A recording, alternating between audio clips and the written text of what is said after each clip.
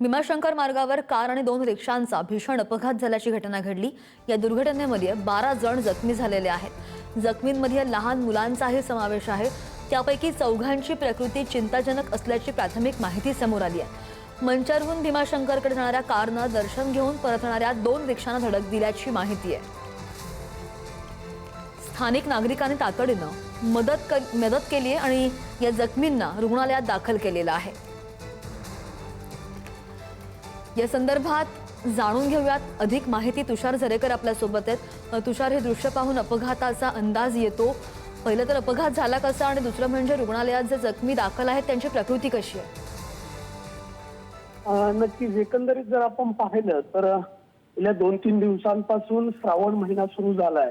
मोठ्या संख्येने भाविक खरं तर भीमाशंकराचं दर्शन घेण्यासाठी भीमाशंकरला जात असतात। तेथील जे पर्यटन आहे ते पाहण्यासाठी लोक मोठ्या संख्येने जात असतात।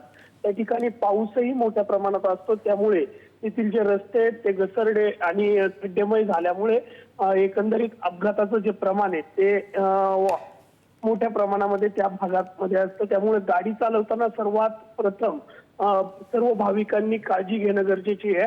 या अपघातामध्ये जर आपण पाहिलं तर शनिवार, रविवार आणि आज श्रावणी सोमवार या निमित्ताने मोठी गर्दी या परिसरात होत असते।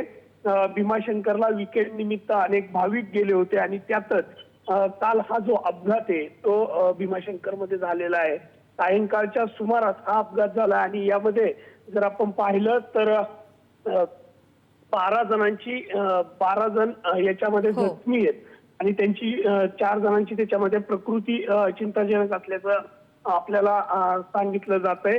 या संपूर्ण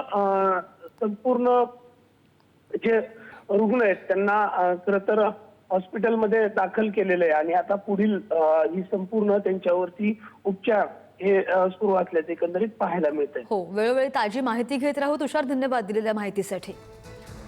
भीमाशंकर मार्गावर कार आणि रिक्षाचा अपघात झालेला आहे।